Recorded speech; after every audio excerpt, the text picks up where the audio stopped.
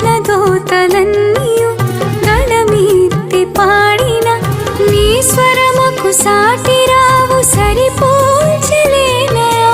నా పాప దోషములు ఇన్నేళ్ళు భరించిన